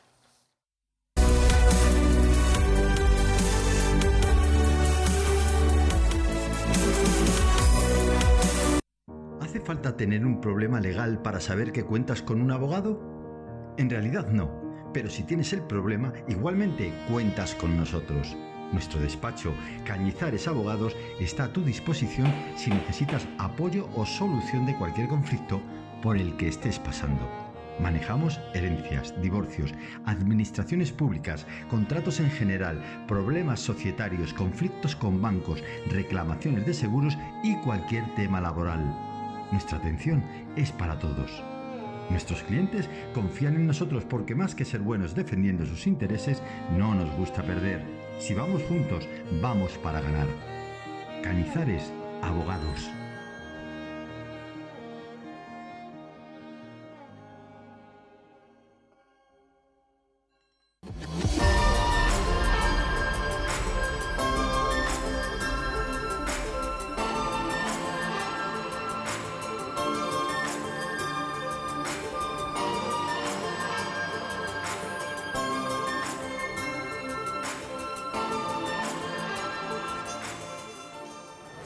Buenos días, soy Fran Ergueta de Pescado por Samar. Quiero mandar un saludo a mis clientes y amigos y os esperamos aquí en el puesto 65 Pescado por Samar.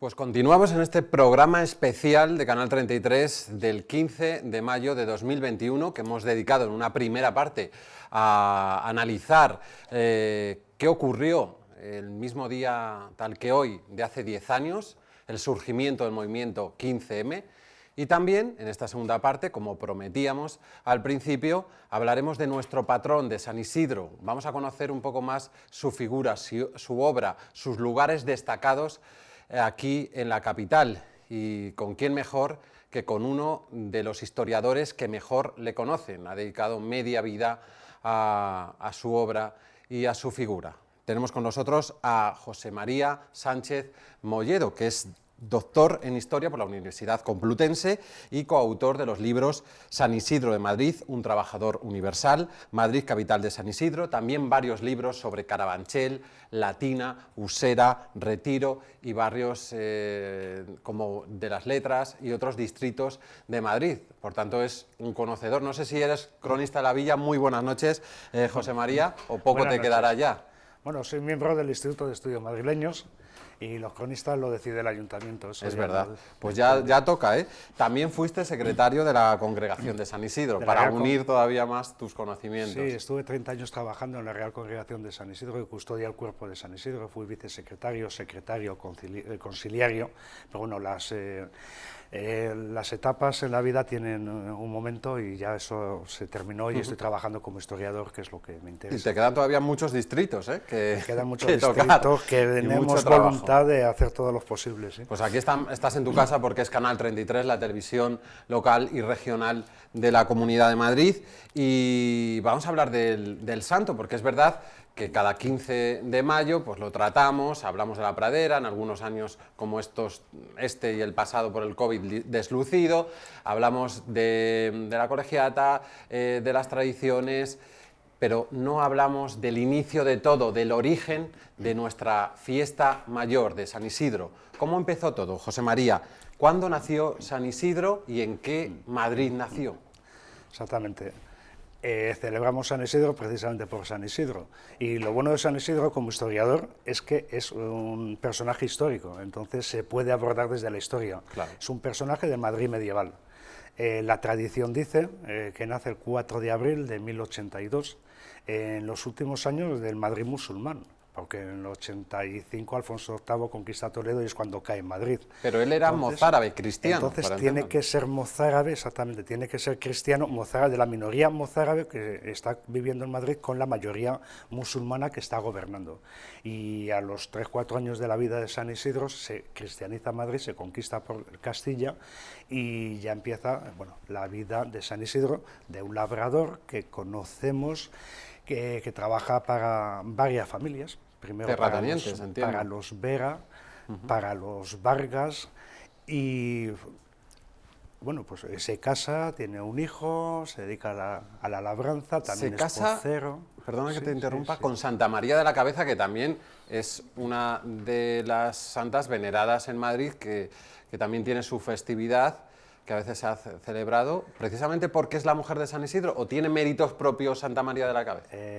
Sí, yo entiendo que tiene méritos propios, se celebra el 9 de septiembre, de hecho hubo un proceso de canonización de San Isidro, se le beatifica en 1619 a San Isidro, se le canoniza en 1622, el año que viene, hace 400 años de la canonización, y se inicia un proceso de beatificación y canonización de Santa María de la Cabeza, que, bueno, faltan datos, se hace más tardío que el de San Isidro, y al final se decide que vale como santa medieval. Entonces, exactamente, no hay una bula de canonización, pero tiene méritos propios, y de hecho hay milagros que son conjuntos. Entonces, volviendo a Isidro, sí. Tenemos apellidos del que luego fue santo, tenemos un poco más de su juventud, que aparte de que trabajó como agricultor, sabemos ya si se le atribuyen en la parte de la juventud esos milagros, qué milagros son, cuáles están atestiguados como tal, cuáles son propios de la tradición pagana. Sí, la historiografía le ha puesto apellidos Merlo-Quirtana, los historiadores de Madrid, pero hay que pensar que en el Madrid del siglo XII no hay ni partida de nacimiento, ni partida de matrimonio, ni bautismo, ni de nada, claro. Entonces se le ha atribuido, realmente es un personaje que va siendo labrador, tiene el Códice de Juan Diácono, que es la fuente primaria, se escribe en torno a 1275, que está en la Catedral de la Almudena. Nos has traído una serie de libros que... Sí. Que no sé si los compañeros pueden hacer un plano largo para ver toda la documentación que nos ha traído José María. ¿Esta que nos enseñas a cámara? Esto es la primera biografía de San Isidro, hecha como 80 años después de su muerte, o sea, lo más fiable, lo más fidedigno, y cuenta los 4 milagros fundamentales. Luego ha habido más, porque hubo un proceso de beatificación y de canonización en el siglo XVI, se hizo un interrogatorio, habló hasta Lope de Vega, que se había escrito el Isidro, se había documentado, y los madrileños, por la tradición, entonces ahí aparecieron milagros. Pero en la primera versión, me lo he estudiado concienzudamente, bueno, nos dice 4 cosas. Dice que tiene mujer, que tiene un hijo que se le cae al pozo, no da nombre ni de la mujer ni del hijo, que tiene un burro, porque en Carabanchel, con el milagro del lobo, aparca el burro, y es cuando luego no se lo come el lobo, sino que aparece el lobo. O sea, sabemos 4 cosas, y que se llama Isidro, incluso su amo, que tiene un amo. Luego se le van poniendo apellidos y se van poniendo literatura.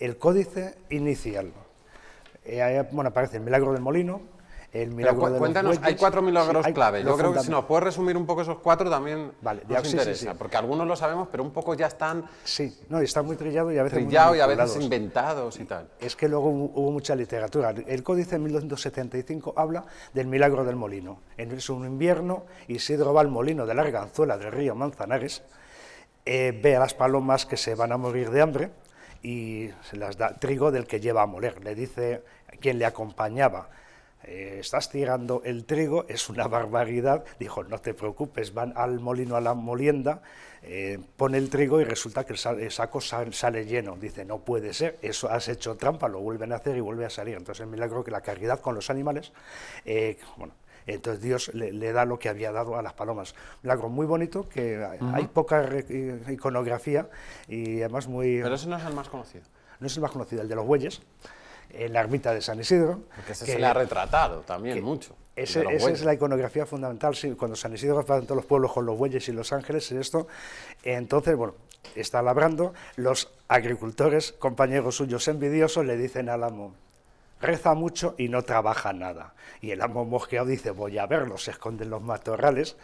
Y efectivamente ve que tarda en ponerse a trabajar, ya empieza Iván de Vargas a a estar mosqueado, y bueno, pero luego le ve labrando y se da cuenta que está labrando Isidro con su yunta de bueyes, y aparecen dos bueyes blancos junto a él. Y le pregunta a Isidro, ¿quién te ayudaba? Y le dice, yo no he visto a nadie. Y no aparecen ángeles, son un poco la voluntad de Dios que le está ayudando. Luego la iconografía pone ya ángeles en el siglo XIII, y ya para los ángeles por ahí por Madrid, estas cosas. Pero es un milagro de que reza mucho, pero trabaja y le cunde el trabajo. Eso aparece aquí, el milagro del lobo, que es bonito y se produce en Carabanchel, que es el gran olvidado de la vida de San Isidro. Se está rezando y le dicen los chicos de Carabanchel, claro, era campo, le dicen, Isidro, Isidro, que viene el lobo que se te va a comer al borrico que tienes aparcado. Parece la fábula, la fábula del lobo y a de la las puerta ovejas. de la iglesia. Y entonces Isidro, en vez de salir corriendo a asustar al lobo, sigue rezando. Dice, no te preocupes, que lo que tengas que ser será. Entonces le pide a Dios que no le pase nada, acaba de rezar, sale a la puerta, se encuentra el lobo muerto y el borrico que no le había pasado nada, pero no sabemos que tenía borrico. Tenía bueyes, tenía... El milagro de la olla. Era potentado, ya tenía unos años por aquel momento. Bueno, era casi. potentado, supongo que sería suyo, no creo que fuera de Juan de Vargas, era su material de trabajo. Claro. Y los bueyes no sé si serían suyos o serían de Vargas, que se los dejaba para trabajar. El milagro de la olla, la caridad con los pobres, que también se produce en Carabanchel, que se ha olvidado mucho y siempre se ha atribuido a la iglesia de San Andrés. Isidro, bueno, está en una cofradía, se hace una comida de hermandad y llega tarde, porque había estado rezando. Y además de llegar tarde ya se habían comido todo y va con más pobres. Y le dicen, Isidro, llegas tarde, tu ración ya se la han comido y ¿cómo vamos a dar a estos de comer? Y entonces le dice a su mujer, María, vete a la olla y dales de comer, la otra sabía, por eso que el milagro, pues son milagrosos los dos. Va a la olla sabiendo que no hay nada, hace caso a su marido y se encuentra la olla llena. Y les da de comer y se sacian y encima les sobra, ¿no? Entonces, bueno, es la caridad, un poco la multiplicación de los panes y los peces en versión una olla de carne con la fiesta de los pobres. Y entonces sabemos que es en Carabanchel porque dice el códice en latín, que luego dice, inmediatamente fue a la iglesia de Santa María Magdalena, la iglesia parroquial de Carabanchel, a dar gracias a Dios. Dice, no digáis nada, pero él fue a dar gracias. Sí. Estaba más o menos, es que estamos viendo imágenes de hoy mismo, de hoy sábado, de la ermita, y quería preguntarte, que haya estado pues la representación municipal, como siempre, bueno, este año deslucido por la pandemia, lógicamente, porque no hay puestos, pero hay gente, lo estamos viendo.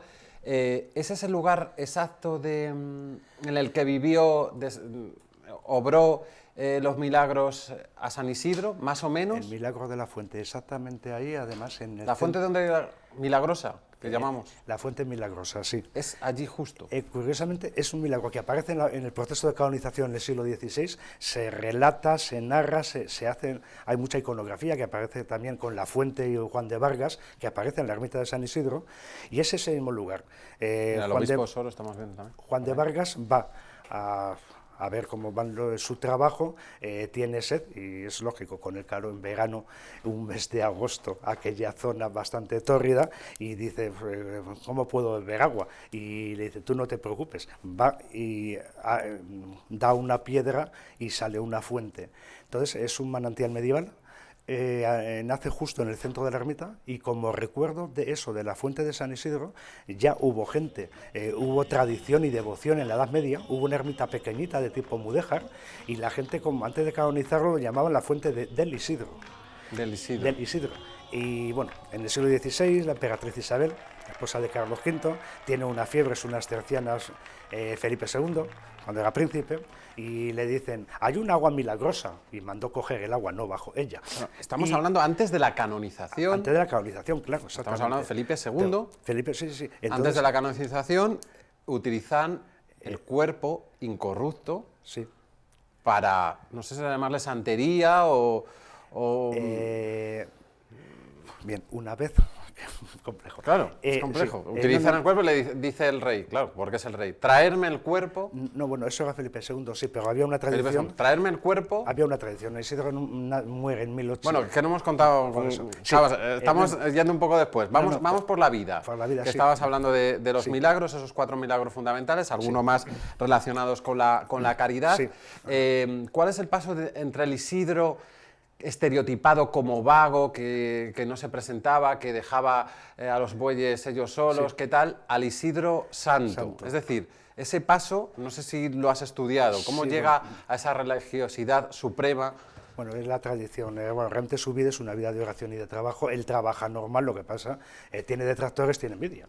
Entonces a la gente le tiene envidia y dicen esas cosas que no cosas que a trabajan. lo mejor no se sabe si son ciertas no, o pero no, es ¿no? que su amo tenía confianza plena en él. De hecho, hay milagros. Ya del proceso resucita el caballo de Vargas, o sea que le hacía favores. Una hija de Juan de Vargas se muere y la resucita, o sea que aunque trabajase menos, le hacía un servicio a su amo que era mucho más que Ya, producir trigo. una resucitación, ya estamos hablando de un milagro de aparece- los top. Aparecen Que los solo procesos de Jesucristo y canonización. pocos más. Exactamente. Entonces aparecen en el códice no, pero en canonización sí. Entonces muere en 1172 más o menos, un 30 de noviembre dicen, lo entierran en el cementerio al lado de la iglesia de San Andrés y a los 40 años hay ¿Dónde una... estaba la iglesia de San Andrés? Para Esa- hacernos don- ahora donde mismo. está ahora mismo. Ajá, Es el vale. mismo espacio. Y pues, en el campo al lado. En la Edad Media, pues, probablemente sin lápida ni nada, y hay un arroyo y levanta la tierra y a los 40 años, 1212, se va a la tierra y aparece el cuerpo.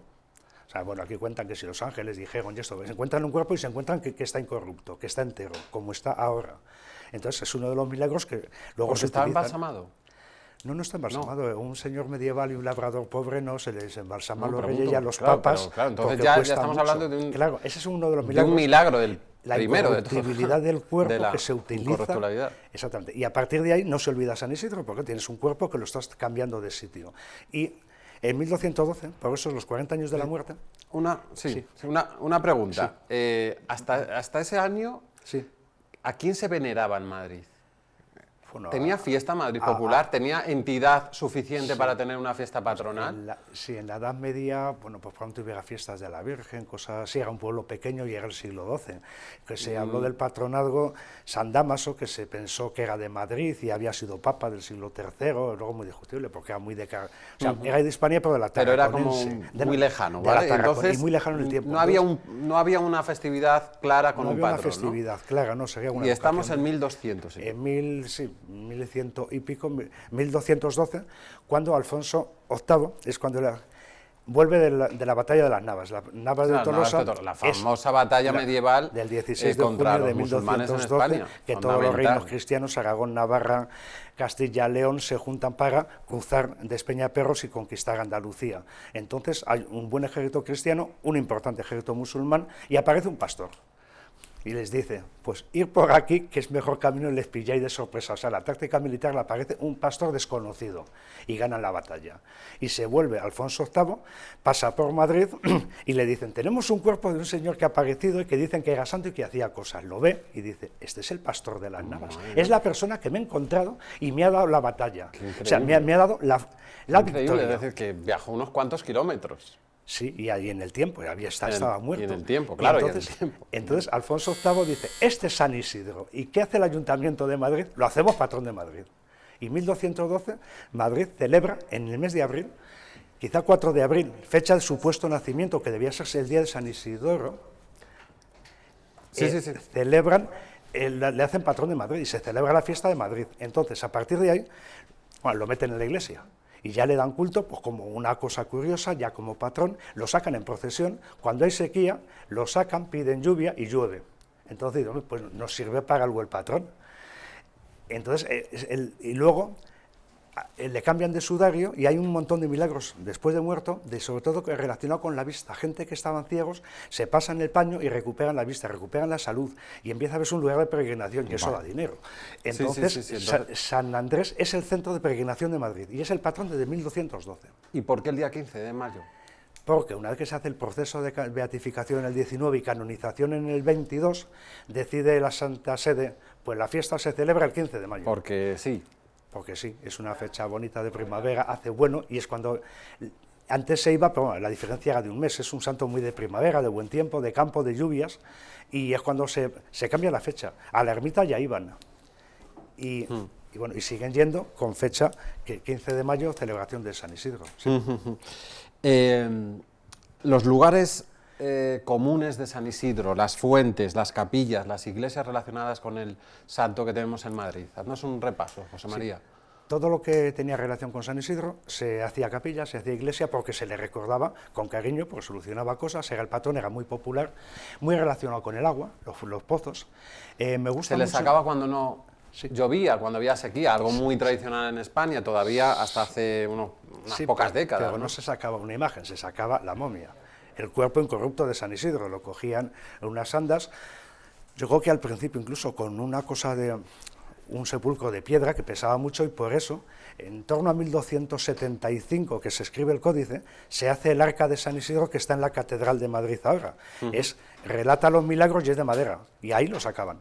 Y lo sacaban en procesión con unas andas, y eso, como llovía, les funcionaba. Entonces, en Madrid encantado, les resolvía algo que era un problema serio. Y entonces, los lugares en relación con San Isidro, el fundamental es San Andrés, que es donde muere, donde tienen el cuerpo, donde en el siglo XV los Vargas, ya recuerdan que eran los amos de San Isidro. Los Vargas es una familia que eran corregidores de Madrid, que trabajaron con... los reyes católicos, con Felipe II, de tesorero, o sea, tenían cargo muy importante, tienen dinero, tienen poder, muchas tierras. De hecho, la Casa de Campo se la compran a los Vargas, el palacio, Vargas. claro, Sí. Carabanchel y Casa de Campo era suyo. Entonces deciden, vamos a enterrarnos con San Isidro. ¿Qué hacemos? Una capilla, la capilla del obispo, que se llama ahora San Juan de Letrán.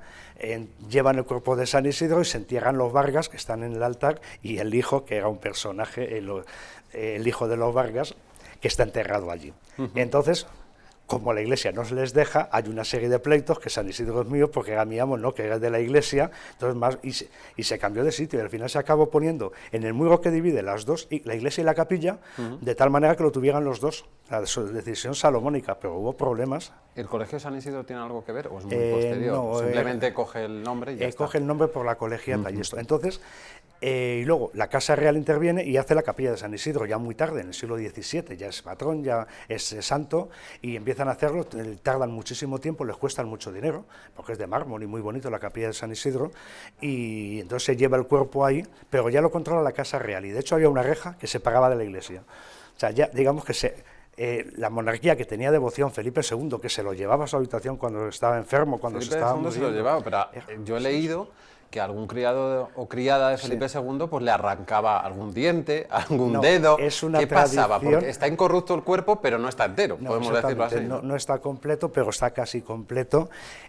Cuéntenos esa anécdota. Lo del dedo, fue una dama, yo creo que de la reina Isabel la Católica, para allí, que llevarse, por aquello de la devoción, como no te dejaban cogerlo, hace que lo besa y le da un mordisco y se lleva un dedo.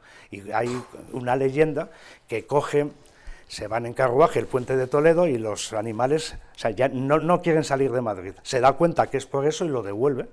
Y entonces ya cuando ya vuelve, pues puede irse. De alguna forma le retienen esto. Luego se rompió un brazo. En Roma, para la canonización, debieron pedir reliquias y se debió llevar algo. Hoy en la ermita de San Isidro había como 3 trozos, huesos del pie. He visto un relicario bastante bonito que lo han sacado, es de los mejores que hay. Entonces, bueno, la gente por tradición, devoción quieren. Bueno, eran supercherías, otros tiempos. Es peor lo de Santa Teresa, ¿no? El corazón claro. por un lado, el brazo por otro. Y de mucho, por lo menos son cosas muy pequeñas, ¿no? Y era por eso la cosa de que todos queremos, y de hecho han pedido de Hispanoamérica cardenales, y claro, es un compromiso. Que quería preguntar, la relación de San Isidro con el resto de España y también con otros países americanos, que se le venera allí. Con España mucho, porque en 1963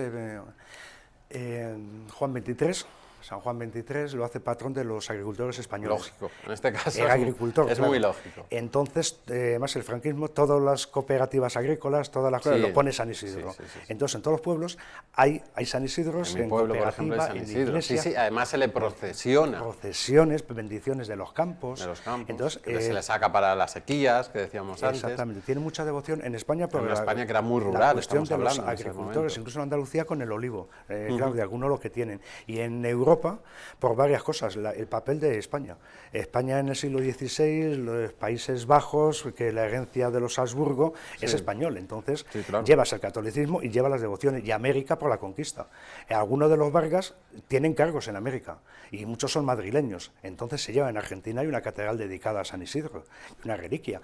En el sur de Estados Unidos, Nuevo México, hay un Vargas que se va allí, y entonces como propio Vargas, él fomenta la devoción que ha conocido conocido de pequeño. Entonces, España lleva a San Isidro. Incluso, cuando hicimos lo del libro, encontré una novena del siglo XIX de Filipinas, escrita en tagalo, dedicado a San Isidro, lo más raro que había visto.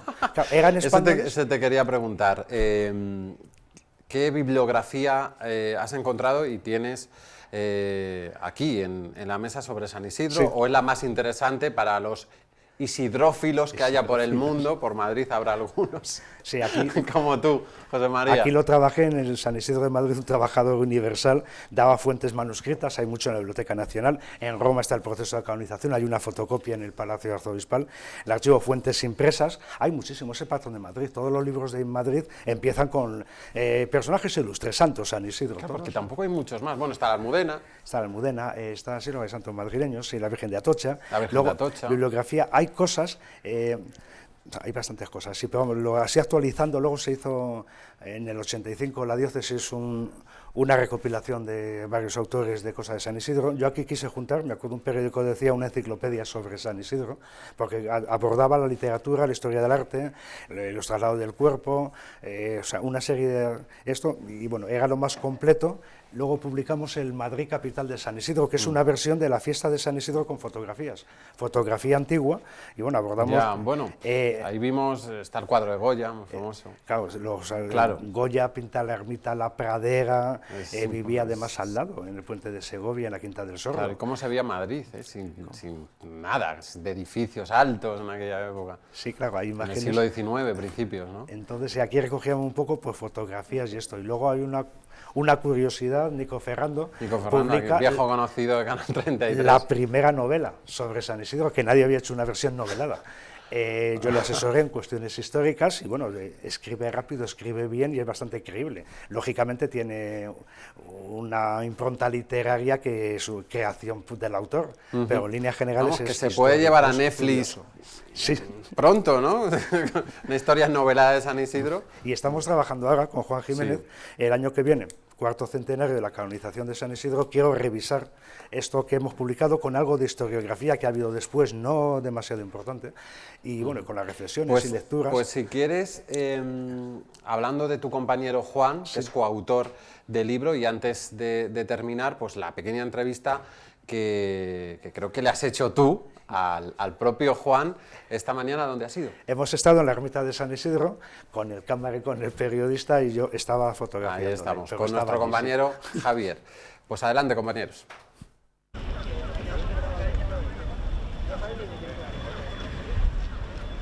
Nos encontramos en la pradera de San Isidro, donde se celebra la romería desde el siglo XVI, alrededor de la fuente que Isidro abre con la ijada en una piedra, justamente donde está la capilla que tenemos detrás.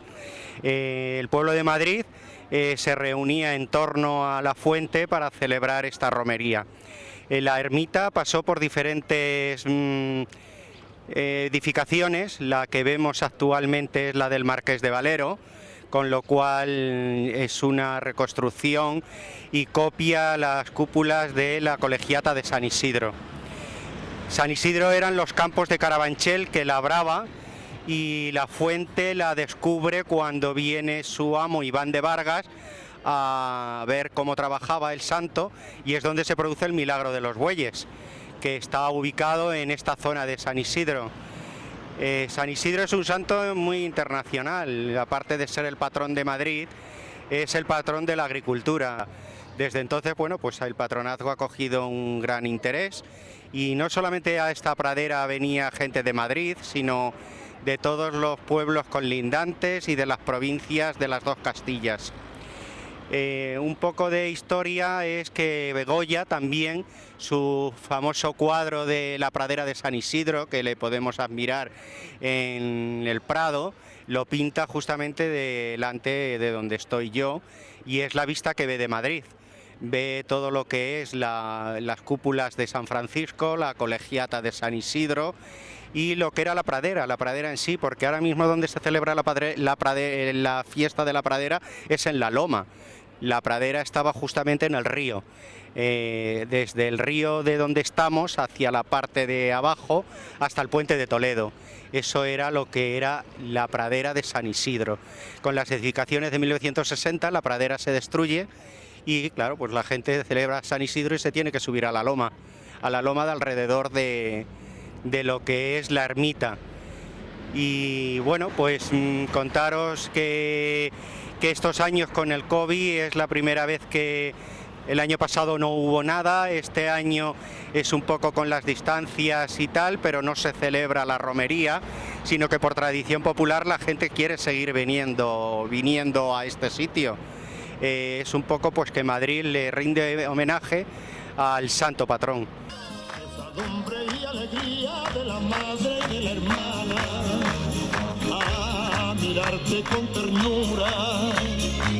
Yo aprendí desde pequeño, porque tú eres gloria pura, porque tú eres gloria pura. Cojito madrileño.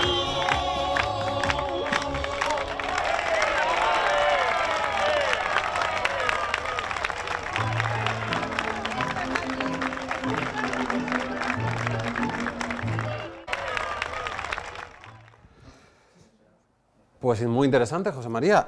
Con tu compañero, te quería preguntar, las rosquillas, la vestimenta, las chulapas, las gallinejas, ¿esto tiene algo que ver con el santo, con sus coetáneos o es algo posterior? Depende. Las rosquillas y los botijos es desde el siglo XVI. Pero no del siglo XI, en el que vivía San Isidro. Bueno, pero cuando se empieza a popularizar la pradera, cuando se hace masivo, en el siglo XVI-XVII, Madrid ya se bajaba a la ermita. Era a la pradera, el mes de mayo, la primavera, el río, la comida campestre, entonces iban a por agua y como no había los vasos de plástico, pues eran los botijos, que eran de Alcorcón y hacían la venta, hacían el agosto.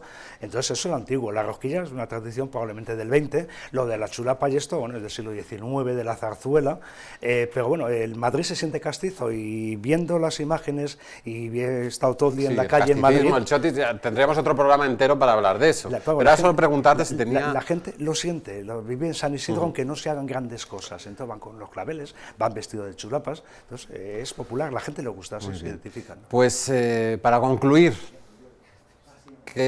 ¿con qué te quedas? ¿Con qué le puedes contar a los espectadores de San Isidro? Si no lo han conocido, lo están conociendo ahora, pero si quieren conocer más, por ejemplo, José María.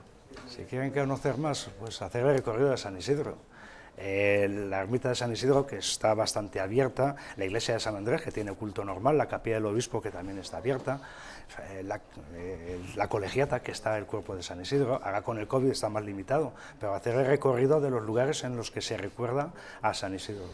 Pues muchísimas gracias, ha sido un placer. José María Sánchez Molledo, doctor en Historia y expertísimo en San Isidro, por estar aquí el día en cuestión, el 15 de mayo, y esperamos llamarte para algún otro libro sobre el santo o sobre cualquier distrito de Madrid. Encantado de tener a una persona como tú en Canal 33. Muy buenas noches. Muchas gracias. Y con José María, con San Isidro, con nuestra fiesta, que es agradable conocer muchos más detalles de nuestra historia, que muchas veces se nos pasa. Cerramos esta edición especial del 15 de mayo de 2021, agradeciendo como siempre vuestra acogida, porque por eso hacemos estos especiales, porque son muy demandados y muy pocas cadenas de televisión abordan estos dos temas tan interesantes que tienen que ver con esta data, con esta festividad. Nos vemos el miércoles con un nuevo programa de Cambia Madrid. El lunes aquí opinamos todos, por supuesto, a las 21 horas, el clásico de los espectadores, dar voz a los telespectadores a través de las pantallas de Canal 33, y el miércoles el Cambia Madrid, actualidad, política, análisis, tertulia y debate para todos los madrileños. Muy buenas noches.